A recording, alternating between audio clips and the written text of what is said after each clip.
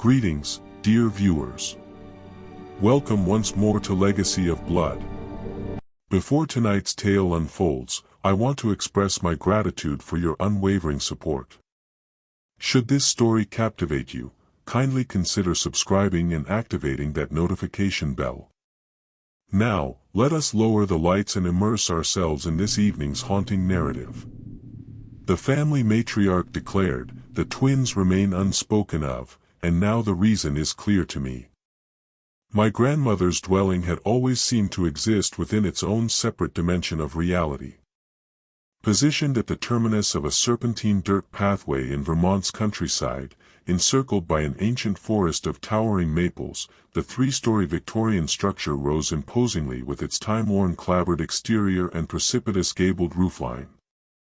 Every summer of my childhood was spent there, wandering through its innumerable chambers, uncovering concealed alcoves, and exploring the extensive gardens my grandmother maintained with devoted dedication. Yet one chamber remained forever forbidden to me, a secured bedroom positioned at the third-floor corridor's end. Whenever I inquired about it, my grandmother would compress her lips into a narrow line and move her head negatively. "That matter remains undiscussed," her voice would lower to a murmur. "Certain doors must remain sealed." Naturally, as an inquisitive child, this prohibition only intensified my resolve to discover its mysteries. During thunderstorms, I would position my ear against the substantial oak barrier, certain I detected the delicate sound of children's merriment emanating from beyond. On one occasion, I attempted observation through the keyhole, discovering it had been blocked with something preventing my vision. When Mother received my questions, her expression shifted. "The twins remain unspoken of," she stated sharply, then redirected our conversation.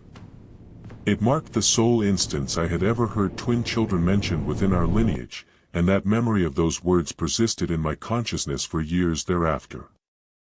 Following my college completion, I relocated to pursue professional opportunities, and my grandmother's house received increasingly infrequent visits. Life possesses a manner of advancing rapidly, sweeping you forward in its flow until childhood enigmas recede into the distance. However, when my grandmother departed from this world last month at 97 years, I discovered myself traveling back along that recognizable dirt pathway, observing the thick tree canopy converge overhead. The funeral service was an intimate gathering. Most of my grandmother's companions had preceded her in death, and our family had always maintained modest numbers, merely my mother, my Aunt Catherine, and several distant relations I scarcely recognized. My grandmother had served as the matriarch, the foundation supporting our fragmented family unit.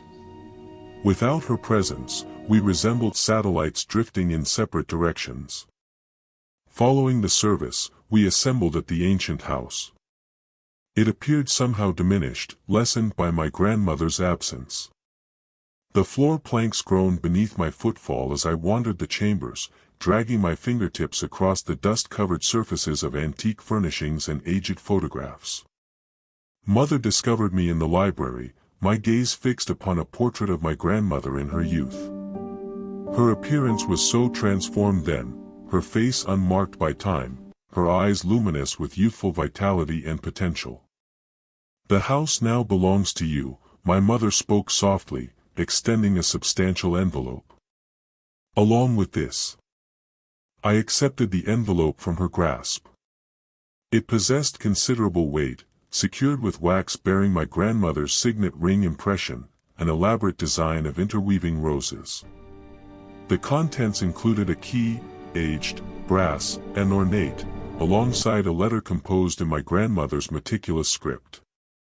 "My beloved Eliza, should you be reading these words, then I have departed from this realm. The house becomes yours now, together with all its concealed truths.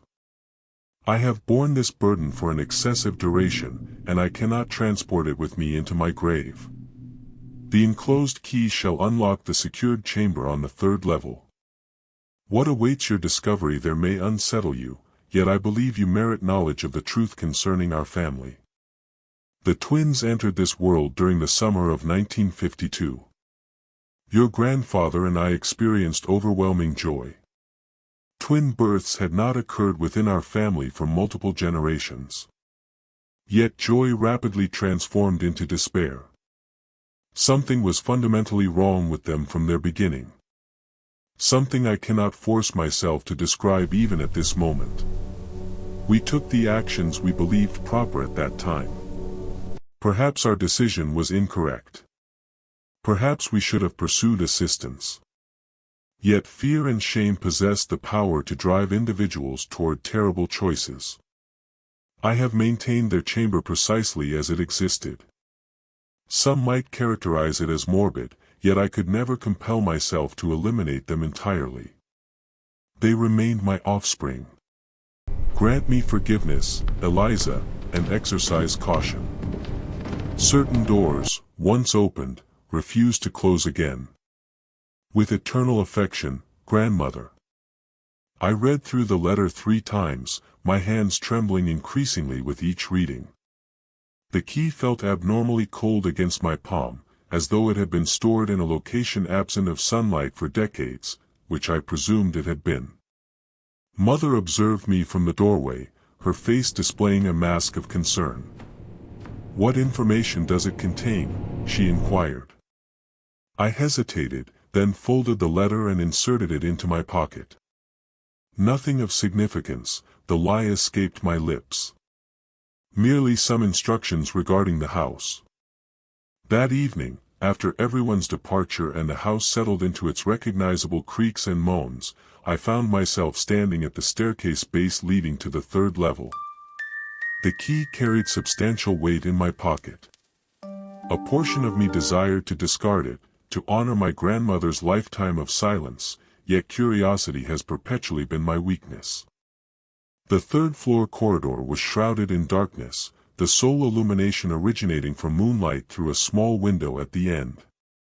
The floor planks objected beneath my weight as I proceeded down the passage past dusty paintings and neglected furniture concealed beneath white sheets.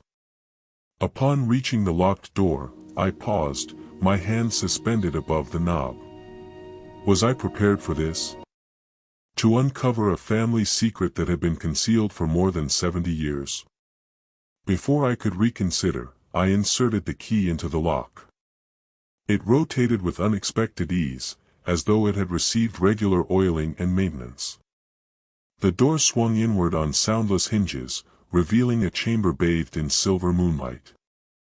My eyes required a moment to adjust to the dimness. When they did, I observed it was a nursery, preserved as though frozen in time. 2 identical cradles stood side by side against the distant wall, their white paint yellowed by age. A rocking chair occupied the corner, a knitted blanket draped across its arm. Toys, wooden blocks, cloth dolls, tin soldiers, were arranged methodically on shelves and tables, awaiting hands that would never play with them again.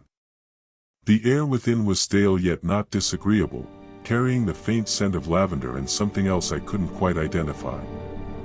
I stepped inside, half anticipating to hear the laughter I'd imagined as a child. Yet the chamber was silent, clutching its secrets closely. Upon a dresser between the cradles stood a silver-framed photograph.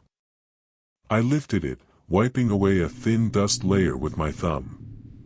The image displayed my grandmother, considerably younger, cradling 2 infants wrapped in identical blankets. She was smiling, yet even in the faded photograph, I could observe the strain surrounding her eyes, the tension in her shoulders. I set the photograph down and moved toward the cribs. They were empty, save for small handmade quilts embroidered with names, Theodore and Theodora. I ran my fingers across the stitching, sensing a connection to these unknown relatives who shared my bloodline, though not my era. Something captured my attention, a journal resting on the nightstand beside the rocking chair. The leather cover was cracked with age, the pages yellowed and fragile. I carefully opened it to the first entry, dated June 15, 1952. Today I gave birth to twins, a boy and a girl. The labor proved difficult, and at times I feared I would not survive it. Yet they are present now, and they are perfect. Theodore and Theodora, my beautiful children. The handwriting was my grandmother's, though shakier than the precise script I was familiar with. I turned the page. June 20th, 1952. Something is wrong with the twins. They cry constantly, but not like normal babies. It's more like screaming. The doctor says it's just colic, that it will pass. But there's something in their eyes when they look at me, something knowing. It frightens me, though I'm ashamed to admit it. June 25th, 1952. They've stopped crying. Now they just stare, following me with their eyes as I move around the nursery. They don't sleep when they should. Instead, they lie awake in their cribs, watching. Always watching. The nurse quit today. Said she couldn't stand the way they looked at her. Harold thinks I'm being hysterical, but he hasn't been the one caring for them day and night. I flipped through additional entries, each more disturbing than the previous. My grandmother described how the twins developed at an alarming rate, sitting up and speaking their first words at merely 3 months old. How they would whisper to each other in a language no one else could comprehend. How pets and small animals in the house's vicinity began to disappear, only for the twins to be discovered playing with bones and fur. September 3rd, 1952. I caught Theodora standing over Theodore's crib last night, pressing a pillow over his face. When I screamed, she turned to look at me with such hatred in her eyes. She's only 3 months old. It's impossible. And yet. September 10th, 1952.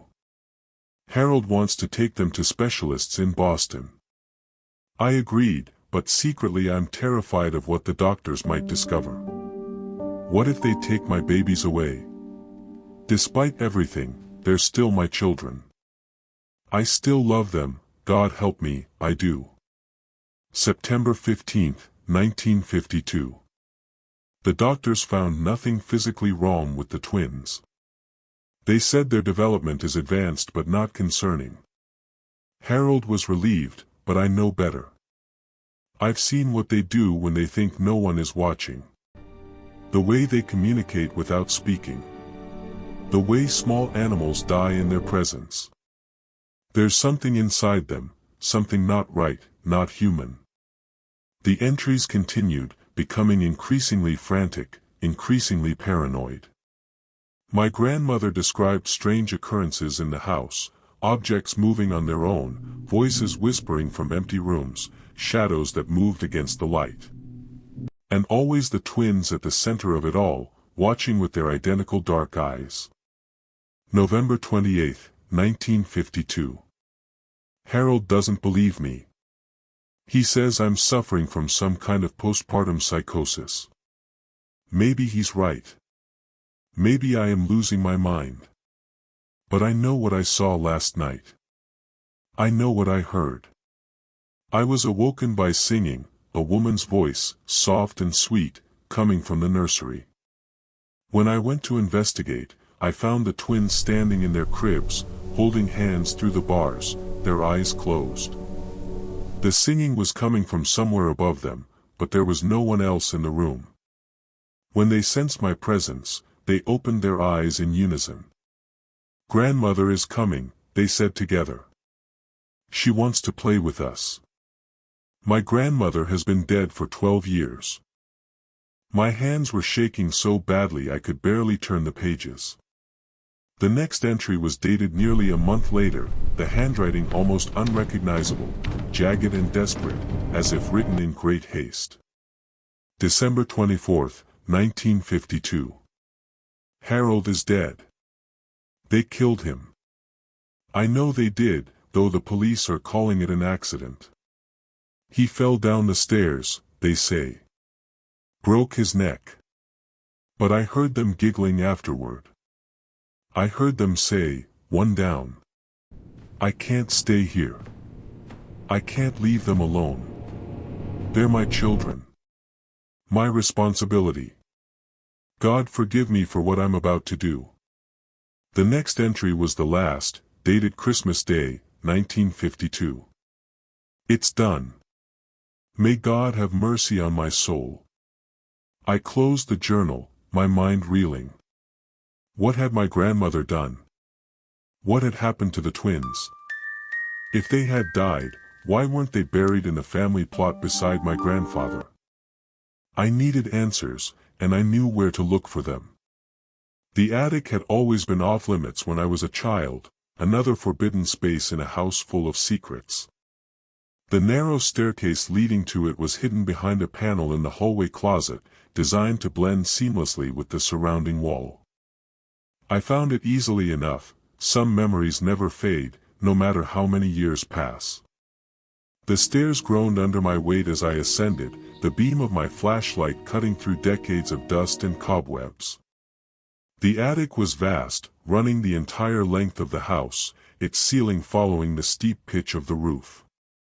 Trunks and boxes were stacked in neat rows, each labeled in my grandmother's handwriting: Christmas decorations 1960s, Harold's clothes, family photographs pre-1950. I moved deeper into the space, scanning the labels until I found what I was looking for, a trunk marked simply TNT 1952. The trunk was locked, but the key from my grandmother's letter fit perfectly. Inside, I found more journals, medical records, and a stack of photographs bound with twine. I sat cross-legged on the dusty floor and began to read. The medical records were from a private sanitarium in Switzerland, admission forms for 2 children, Theodore and Theodora Montgomery, dated January 3, 1953. The diagnosis listed for both was severe psychopathy with homicidal tendencies. There were treatment notes spanning years, documenting various therapies and medications, all apparently ineffective. The final entry, dated December 10, 1960, simply stated, "Patients deceased following unsuccessful experimental treatment." I set the records aside and untied the photographs. They showed the twins at various ages, as infants, as toddlers, and finally as children of about 8 or 9. In the earliest photos, they looked like normal babies, chubby-cheeked and innocent. But in the later images, there was something undeniably disturbing about them. It wasn't anything I could point to specifically. Their features were symmetrical, their smiles appropriate. But their eyes were empty, like looking into a deep well and seeing nothing reflected back. The last photograph showed them standing side by side in what looked like a hospital room, wearing matching white gowns. They were holding hands, their faces expressionless. Written on the back in my grandmother's handwriting, the last photograph: "May they find peace." Had my grandmother sent her own children away? Had she institutionalized them for 8 years before some experimental treatment killed them? It seemed unthinkable. Yet the evidence was right in front of me. I was about to close the trunk when I noticed something else at the bottom, a small leather-bound book, different from the journals. It looked older, the cover worn smooth from handling. When I opened it, I realized it wasn't a book at all, but a collection of newspaper clippings carefully preserved between tissue-thin pages. The clippings dated back to the early 1900s, each documenting a similar story: twins born to the women in my family, followed by unexplained deaths, mysterious illnesses, or the twins themselves disappearing under suspicious circumstances. The pattern repeated generation after generation. Always twins, always tragedy. The final clipping was from a local newspaper dated December 26, 1952, my grandfather's obituary. It mentioned his surviving wife and infant twins, but there was no mention of my mother, who would have been 5 years old at the time. I checked the other journals, looking for any mention of my mother, and found a single entry from 1950. "Margaret turns 3 today. She is such a joy, normal, healthy, everything a child should be. I thank God every day that she wasn't born a twin. Perhaps the curse has skipped a generation. A curse? What was my grandmother talking about? And if my mother was 5 when the twins were born, why hadn't she ever mentioned having siblings? I needed to talk to my mother. I gathered the journals and photographs, stuffing them into a canvas bag I found hanging on a nearby hook. As I turned to leave, my flashlight beam caught something in the far corner of the attic, something that didn't belong among the trunks and furniture. It was a door, small, barely 4 feet high, set into the sloped ceiling. It looked newer than the surrounding architecture, the wood less weathered, the hinges less rusted. There was no lock, just a simple latch keeping it closed. Common sense told me to leave it alone, to take what I'd found and get out of the attic. But I had come too far to stop now. I approached the door and lifted the latch. The space beyond was dark, the air noticeably colder. My flashlight revealed a small room with a sharply angled ceiling, empty except for 2 rocking chairs facing each other in the center. They were child-sized, painted white with faded pink cushions tied to the seats. As my light swept across the room, I noticed something else, markings on the walls, floor, and ceiling. They formed an intricate pattern that seemed to shift and move in the beam of my flashlight. I stepped closer, trying to make sense of the symbols. They weren't any language I recognized, but they gave me an uneasy feeling, as if they were words that human mouths weren't meant to speak. A sudden noise behind me made me whirl around, my heart hammering in my chest. The door had swung shut, though there wasn't enough breeze in the attic to account for it. I lunged for the handle, but it wouldn't budge, as if held closed by an invisible force. Panic rose in my throat as I threw my shoulder against the door, once, twice, 3 times. On the 4th attempt, it gave way suddenly, sending me sprawling onto the attic floor. I scrambled to my feet and ran, not stopping until I reached the main staircase, my breath coming in ragged gasps. I needed answers, and I needed them now. I found my mother in the kitchen, sitting at the table with a cup of tea growing cold between her hands. She looked up when I entered, her eyes widening at the sight of the canvas bag clutched in my white-knuckled grip. "You've been in the attic," she said. It wasn't a question. I dumped the contents of the bag onto the table, the journals, the medical records, the photographs. "Tell me about the twins," I demanded, my voice shaking. "Tell me what happened to Theodore and Theodora." My mother's face drained of color as she stared at the items spread before her. For a moment, I thought she might faint. Then she took a deep breath and gestured for me to sit. "I was 5 when they were born," she began, her voice barely above a whisper. "I remember being excited to have a brother and sister. But from the beginning, there was something wrong with them. They didn't cry like normal babies. They just stared, watching everything, everyone. Mother became obsessed with them, convinced they were somehow evil. Father didn't believe her. He thought she was experiencing some kind of postpartum psychosis. He wanted to get her help, but she refused to leave the twins alone with anyone else. She was afraid of what they might do. And then he died," I said softly. My mother nodded.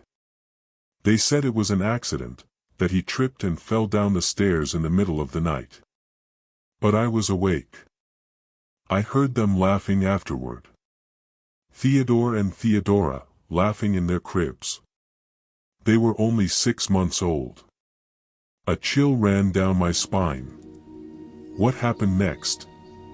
Mother took them away after Christmas. She told everyone they had died of pneumonia, but she sent them to some private hospital in Europe. I didn't know where until years later when I found some of her correspondence. By then, they really were dead. Some experimental treatment went wrong, or so the hospital claimed. And the room on the 3rd floor? The nursery? Mother preserved it exactly as it was the day she took them away. She would go in there sometimes, just to sit. She never allowed anyone else inside. I think she felt guilty. Despite everything, they were still her children. I hesitated, then asked the question that had been burning in my mind since I'd read the journals. Do you believe they were evil? Actually evil? My mother was silent for a long moment, her fingers still tracing the photograph. I believe there are things in this world we can't explain, she said finally. Things beyond our understanding. The twins were something else. Something not quite human. The journals mentioned a curse, I pressed. Something about twins in our family. My mother sighed deeply. It's an old family legend. Every few generations, twins are born to the women in our line. And those twins are never right. They bring death and destruction. The only way to end the cycle is to... She trailed off, unable to finish the sentence. To kill them, I supplied, my voice hollow. She nodded, a single tear sliding down her cheek. Mother couldn't do it. She couldn't kill her own children, no matter what they were. So she sent them away instead. But the guilt ate at her for the rest of her life. We sat in silence for a while, the weight of this family's secret pressing down on us like a physical thing. Finally, my mother reached across the table and took my hand. You need to leave this house, Eliza, she said urgently. Sell it. Burn it down. I don't care. But don't stay here. The twins, their influence lingers. I felt it all my life, like a shadow at the edge of my vision. Promise me you won't stay. I promised, but even as the words left my mouth, I knew I wouldn't keep them. I had come too far, uncovered too much to walk away now. There was still something missing, some piece of the puzzle I hadn't found yet. That night, I dreamed of the twins. They stood at the foot of my bed, holding hands, their faces expressionless. Play with us, Eliza, they said in unison, their voices neither male nor female, child nor adult. Grandmother is waiting. I woke with a start, my nightgown soaked with sweat. The bedroom was dark, but I could have sworn I saw two small figures retreating through the door, hand in hand. The next morning, my mother left early, citing some urgent business back in the city. I think she couldn't bear to be in the house any longer, surrounded by memories and ghosts. I didn't try to stop her. In fact, I was relieved to have the house to myself, to continue my investigation without her concerned glances and whispered warnings. I spent the day combing through the remaining trunks in the attic, searching for any additional information about the twins or the supposed family curse. I found birth and death certificates for generations of twins dating back to the 1800s, all showing the same pattern: twins born, tragedy following close behind, the twins themselves dying young or disappearing. But it was in a hidden compartment in my grandmother's desk that I found the most disturbing evidence yet, a small leather-bound volume titled The Montgomery Family Grimoire. The book was handwritten in different styles, suggesting it had been passed down and added to over generations. Its pages contained rituals, spells, and incantations, many focusing on protection against malevolent spirits and entities. One passage in particular caught my attention. The twin curse has plagued the women of our line since Abigail Montgomery made her pact with the entity in 1723. Every third generation, twin children are born who serve as vessels for this entity's influence in our world. They appear human, but are not. They wear the faces of innocence but harbor ancient malice. The only true protection is to end their existence before they can fully manifest their powers, preferably before their first birthday. If this cannot be done, they must be bound using the ritual of containment, though this is a temporary measure at best. The entity cannot be destroyed, only delayed in its purpose. The book went on to describe the ritual of containment in detail, a complex ceremony involving symbols drawn in specific patterns, incantations spoken at precise intervals, and various herbs and minerals arranged in a protective circle. The goal was to bind the entity to a specific location, preventing it from spreading its influence beyond those boundaries. With a growing sense of dread, I realized that the symbols I had seen in the small room behind the attic door matched those described in the grimoire. My grandmother had performed the ritual, binding whatever malevolent force inhabited the twins to that tiny space. But according to the grimoire, such bindings were temporary, requiring renewal every 25 years. My grandmother had died just over a month ago. The binding would be weakening. As if to confirm my fears, I began to notice subtle changes in the house. Doors that I was certain I had closed would be open when I returned. Objects would disappear, only to reappear in unlikely places. At night, I would hear footsteps in the hallway, the creak of rocking chairs, childish whispers just beyond the threshold of hearing. I told myself it was just my imagination, fueled by lack of sleep and the disturbing information I had uncovered. But deep down, I knew better.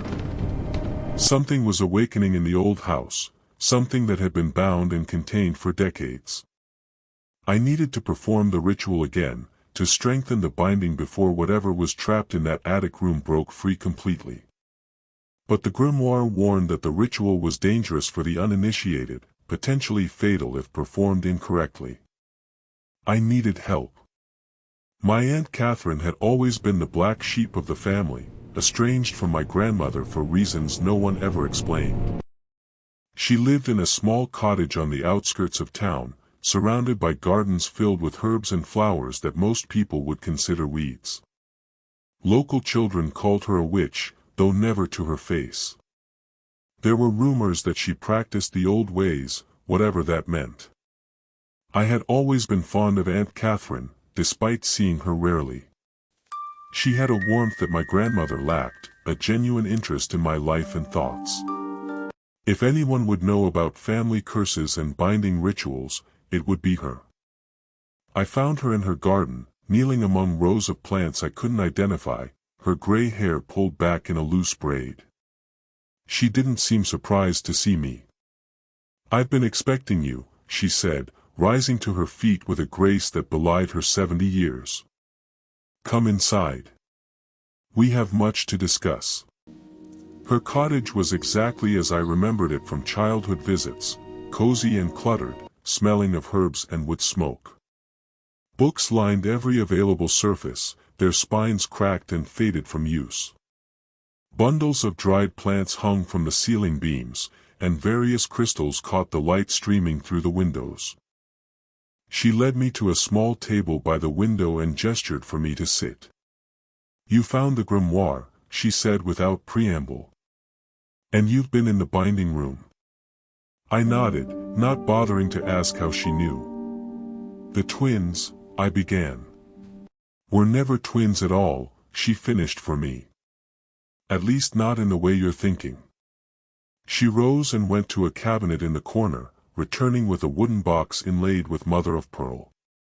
From it, she removed a stack of yellowed photographs, placing them carefully on the table between us. "These are the twins from each generation," she explained, spreading the photos out like a macabre family tree. "Look closely." I leaned forward, studying the images. Each showed a pair of children, a boy and a girl, at various ages. Different faces, different time periods, different clothing. But there was something eerily similar about all of them, something in the eyes, in the expressionless set of their mouths. "They look related," I said hesitantly. "They look identical," Aunt Catherine corrected. "Not to each other, but across generations. The Theodore from 1952 looks exactly like the Thomas from 1903, who looks exactly like the Timothy from 1854. And the same for the girls. Because they're not different children at all," she continued. They're the same entity, born again and again into our family, wearing slightly different faces but carrying the same essence. I shook my head, trying to process what she was saying. That's impossible. Is it? She tapped one of the photographs, my grandmother's twins at about 5 years old. Look at their eyes. Really look. I did as she asked and felt a chill run through me. There was something ancient in those childish eyes, something that had seen centuries come and go. Something patient and calculating and utterly inhuman. What are they? I whispered. We don't know. Not really, Aunt Catherine replied. The grimoire calls it an entity, but that's just a word for something we don't understand. It made a pact with Abigail Montgomery in 1723, power and prosperity for the family in exchange for allowing it to incarnate every third generation. Abigail agreed, not understanding what she was doing. By the time she realized her mistake, it was too late. And my grandmother? The ritual she performed? Elizabeth was always the strongest of us, Catherine said softly. When her twins began showing their true nature, she researched the old ways, found the binding ritual. She couldn't bring herself to kill them, they wore the faces of her children, after all. So she bound the entity to that room in the attic, containing its influence. But the binding is weakening, I said. I can feel it. Aunt Catherine nodded gravely. The ritual must be renewed every quarter century, or with the death of the one who performed it, whichever comes first. Elizabeth is gone. The binding is failing. Then we need to perform it again, I said, with more confidence than I felt. The grimoire has the instructions. It's not that simple, Eliza. The ritual requires blood from a direct descendant of the twins. Elizabeth used her own blood as their mother. But now, I'm not a direct descendant, I realized. My mother is, but not me. Exactly. And Margaret would never participate. She spent her life running from this family legacy. That leaves only one option. I felt a coldness settle in my stomach as I realized what she was implying. Catherine, are you saying what I think you're saying? She met my gaze steadily. I am Elizabeth's younger sister. We share the same blood. I can perform the ritual. But I will need your help. It's dangerous, Eliza. If something goes wrong, what choice do we have? I interrupted. If we do nothing, whatever is in that room will break free completely. Catherine studied me for a long moment, then nodded. We'll need to prepare. The ritual must be performed at midnight, when the veil between worlds is thinnest. And we'll need supplies. She rose and began pulling books from shelves, jars from cabinets. Take these, she said, handing me a list. Go to the old apothecary on Maple Street. Mr. Chen knows me. Tell him I sent you. I spent the afternoon gathering the necessary items, rare herbs, specific minerals, candles made from beeswax and animal fat. Mr. Chen asked no questions as he packaged everything carefully, though his eyes held a knowing sadness when I mentioned my aunt's name. By the time I returned to my grandmother's house, my house now, I reminded myself, the sun was setting, casting long shadows across the overgrown lawn. The house seemed to loom larger in the fading light, its windows like watchful eyes tracking my approach. Inside, the atmosphere had changed. The air felt thick, charged with an energy that made the hair on my arms stand on end. As I moved through the foyer, I could have sworn I heard childish laughter echoing from somewhere deep within the house. Aunt Catherine arrived just after sunset, carrying a large leather satchel and wearing an expression of grim determination. They know what we're planning, she said without preamble. They'll try to stop us. We worked quickly, preparing the items for the ritual according to the grimoire's instructions. Catherine mixed herbs in specific proportions, grinding them with a mortar and pestle while chanting softly under her breath. I arranged candles in the pattern described in the book, a 5-pointed star within a circle, with specific minerals placed at each point. As midnight approached, we made our way to the attic, carrying our supplies in solemn procession. The house seemed to resist our progress, doors suddenly difficult to open, floorboards creaking protestingly beneath our feet. The temperature dropped noticeably as we ascended the narrow staircase to the 3rd floor, our breath visible in the chilled air. The nursery door stood open when we reached it, though I was certain I had closed and locked it after my initial exploration. Inside, the room appeared undisturbed, the crib standing silent vigil in the moonlight. But something felt different, a presence, a watchfulness that hadn't been there before. "Don't look at the photograph," Catherine warned as we passed through. "Don't look at anything too closely. Keep your mind focused on what we're doing." The attic stairs felt steeper than I remembered, the darkness at the top more absolute. My flashlight flickered, the beam weakening despite fresh batteries. Catherine produced a lantern from her satchel, an old-fashioned thing of brass and glass, the flame inside burning with an unnaturally steady light. "Oil blessed by a priest in 1842, she explained, seeing my questioning look. "Some things can't be corrupted." The door to the binding room was open, swung wide as if in invitation. Beyond it, the 2 child-sized rocking chairs were moving gently back and forth, though there was no breeze in the attic to account for the motion. They stopped abruptly as we entered, the sudden stillness more unnerving than the movement had been. "Work quickly," Catherine instructed, setting the lantern on the floor.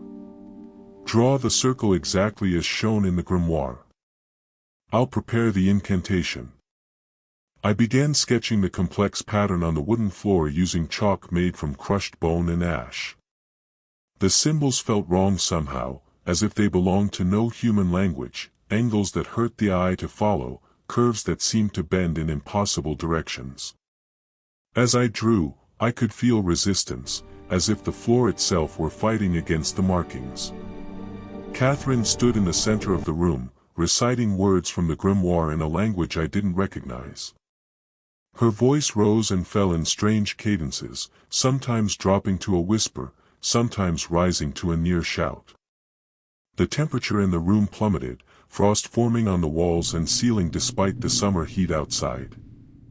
As I completed the circle, connecting the last line to the first, a shock ran through my body like an electrical current. The symbols began to glow with a pale blue light, illuminating the room more brightly than the lantern. "The candles," Catherine ordered, her voice strained. "Place them at the points of the star. Quickly."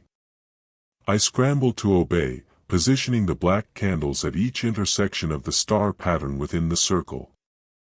As I placed the last one, Catherine began the final phase of the ritual, drawing a small silver knife across her palm. Blood welled from the cut, dripping onto the grimoire she held open before her. "With blood of the line, I bind thee," she intoned. "With words of power, I contain thee. By salt and iron, by silver and ash, I command thee to remain within these bounds until the appointed time." The symbols flared brighter, the blue light shifting to a deep, pulsing red. The rocking chairs began to move again, faster and faster, the wood creaking in protest at the unnatural motion.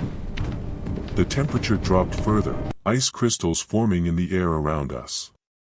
And then came the voices, childish yet ancient, speaking in unison from nowhere and everywhere at once. "You cannot bind us forever, daughter of Montgomery. We are eternal. We are patient. We will have what was promised to us." Catherine faltered, her face pale in the eerie light. I moved to her side, supporting her as she swayed on her feet. "Continue the ritual," I urged. "We have to finish it." She nodded, drawing a shaky breath. "Final words to seal the binding," she murmured, turning to the last page of the grimoire. Her eyes widened in shock. "It's gone. The final incantation, it's been erased." I looked over her shoulder and saw that she was right. Where there should have been text, there was only a blank space, as if the words had been lifted cleanly from the page. "How is that possible?" I whispered. "The book was locked in my grandmother's desk." "They've been planning this," Catherine realized, horror dawning on her face. "All these years, they've been waiting, influencing events from within their prison. They knew Elizabeth would die. Knew the binding would weaken. They've prepared." The voices came again, louder now, accompanied by the sound of childish laughter that raised goosebumps on my skin. "Did you think we were helpless? Did you think we were contained? Foolish women, playing with forces you cannot comprehend. The pact cannot be broken. The promise must be fulfilled." The symbols on the floor began to fade, the glowing light dimming as the binding weakened further. The rocking chairs stopped abruptly, and in the sudden silence, I heard a new sound, small footsteps approaching the door of the binding room. "We need the final words," I said desperately. "Catherine, think. My grandmother must have told you something. Left some clue." Catherine closed her eyes, her brow furrowed in concentration. Elizabeth knew this might happen. She would have prepared a contingency. Her eyes snapped open. "The music box. In the nursery. The one that plays that eerie lullaby. Elizabeth always kept it wound, always made sure it worked. I thought it was just sentimentality, but..." I didn't wait to hear more. I turned and ran, ducking through the small door and racing across the attic. Behind me, I heard Catherine continuing the ritual, her voice raised in defiance against the childish taunts that filled the air. The nursery was different when I entered it this time, the air thick with malevolence, the shadows deeper and more substantial. The crib seemed to loom larger, the toys arranged on the shelves watching me with invisible eyes. On the dresser between the cribs sat a delicate porcelain music box, painted with scenes of children playing in a garden. I approached cautiously, half expecting it to shatter or disappear before I could reach it. But it remained solid and real under my trembling fingers as I lifted the lid. A tinkling melody began to play, a lullaby I recognized from my own childhood, the notes slightly discordant, slightly wrong. Inside the box, nestled on a cushion of faded velvet, was a small piece of paper folded into a tight square. I unfolded it carefully, revealing a single sentence written in my grandmother's precise hand: "To end what began, return them to where they first came." I stared at the words, trying to decipher their meaning. Return them? Return who? The twins? But they were dead, had been for decades. And where had they first come from?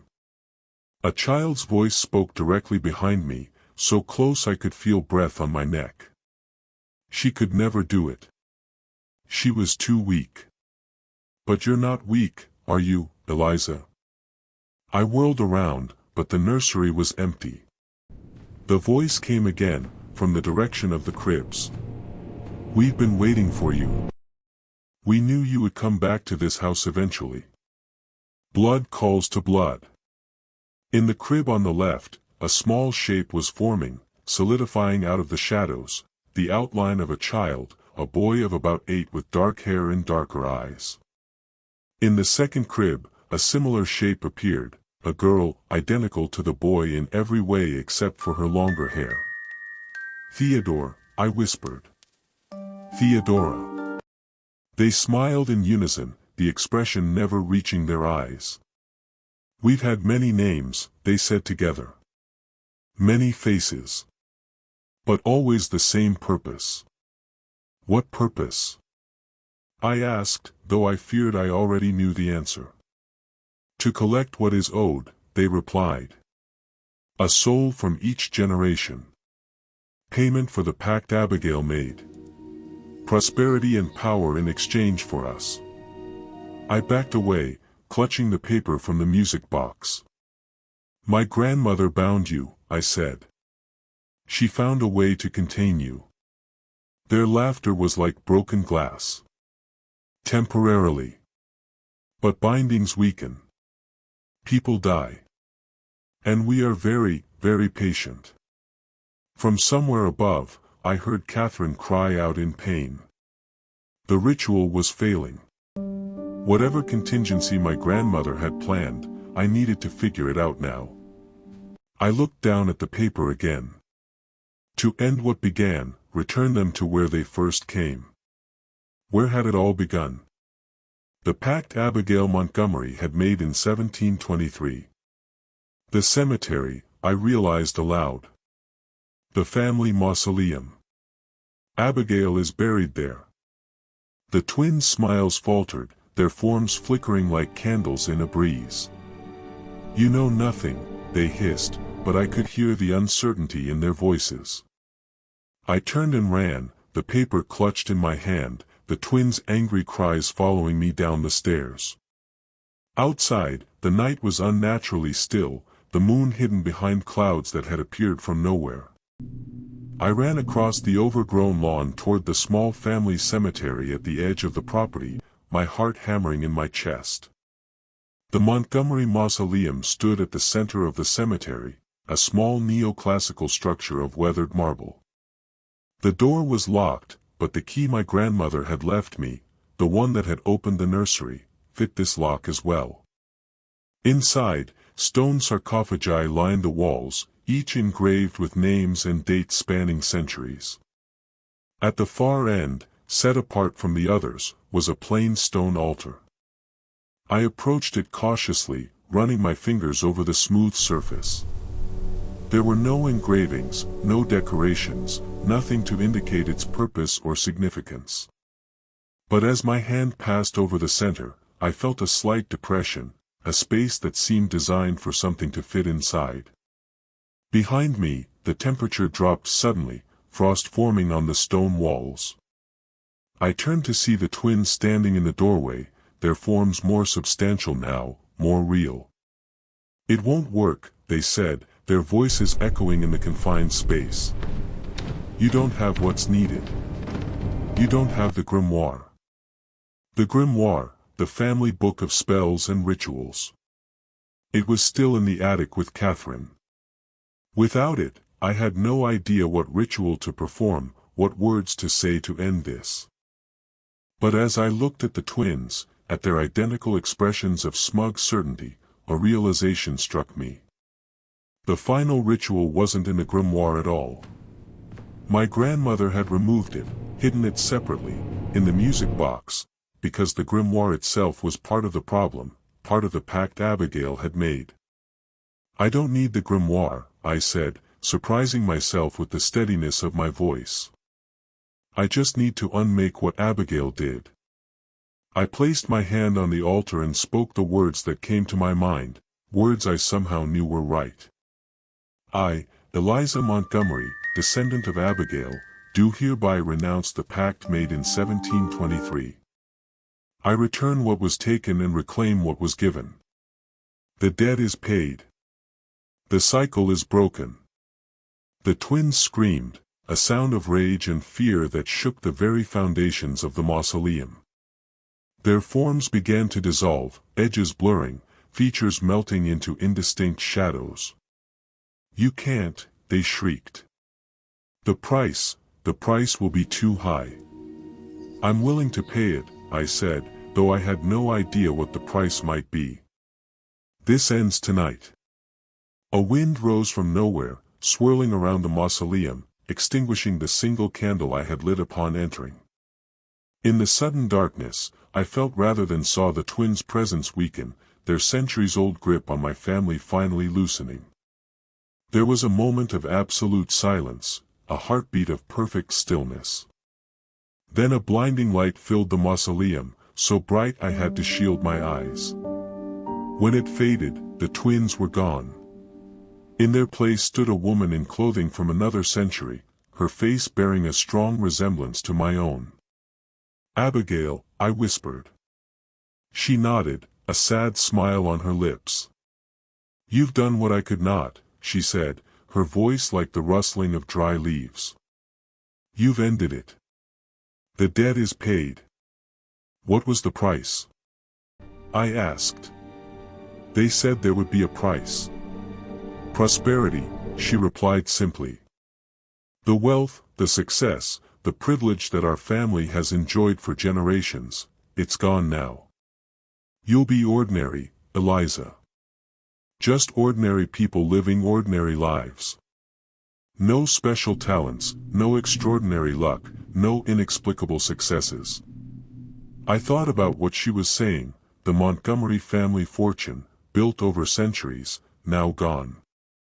The advantages I had taken for granted all my life, vanished. But then I thought of the twins, of the malevolence that had haunted my family for generations, of the lives destroyed and the souls corrupted. "It's worth it," I said firmly. Abigail smiled, a genuine smile this time, reaching her eyes. "I thought you would say that. You're stronger than I was. Stronger than any of us." She began to fade, her form becoming transparent. "The house will go too," she warned. "It was part of the bargain. Get what you need and leave before dawn." With those words, she vanished completely, leaving me alone in the dark mausoleum. I made my way back to the house, finding Catherine in the kitchen, nursing a cup of tea with trembling hands. She looked up when I entered, relief washing over her face. "They're gone," she said. It wasn't a question. I felt it, like a weight lifting, a shadow passing. "What did you do?" I explained what had happened in the mausoleum, the words I had spoken, the appearance of Abigail. Catherine listened without interrupting, nodding occasionally as if pieces of a puzzle were finally falling into place. "So it's over," she said when I had finished. "Truly over, after all these generations. But at a cost," I reminded her. "The family fortune, the house, everything." She laughed, a sound of genuine joy that seemed to brighten the kitchen. "A small price to pay for freedom, don't you think? Besides, there are worse things than being ordinary." She rose from her chair, suddenly energetic. "We should pack what we can. If Abigail said the house will go, I believe her." We spent the rest of the night gathering what we could, family photographs, personal mementos, items of sentimental rather than monetary value. The journals and records about the twins we burned in the fireplace, watching as centuries of darkness turned to ash. As dawn approached, we loaded Catherine's car and took one last look at the house. In the early morning light, it already seemed diminished somehow, less imposing, less grand. Just an old house slowly crumbling back into the earth. We drove away as the sun crested the horizon, casting long shadows across the winding dirt road. In the rearview mirror, I watched as the house seemed to waver, like a mirage in the desert heat. Then, between one blink and the next, it was gone, replaced by an empty clearing, as if the Montgomery mansion had never existed at all. "Where will you go?" Catherine asked as we reached the main road. I hadn't thought that far ahead. My life in the city seemed like a dream now, belonging to someone else entirely. "I'm not sure," I admitted. "Somewhere new. Somewhere without ghosts." She smiled, her eyes on the road ahead. "That sounds perfect." We drove in comfortable silence for a while, the miles stretching behind us, carrying us away from a legacy of darkness and towards something new, something ordinary and therefore precious. I don't know what the future holds for me now. Without the Montgomery fortune, I'll need to make my own way in the world, relying on my own talents and efforts rather than an inherited advantage. The thought is both terrifying and exhilarating. But one thing I know for certain, I will never again have to face what my grandmother faced, what generations of Montgomery women faced before her. I will never have to look into the eyes of my own children and see something ancient and malevolent looking back. I will never have to whisper, "We don't speak of the twins." The curse is broken. The cycle is ended. And that, I think, is worth any price. This is Legacy of Blood, and I thank you for joining me for tonight's tale. If you enjoyed this story, please like, subscribe, and share with those who appreciate the darker side of life. Until next time, sleep well, if you can.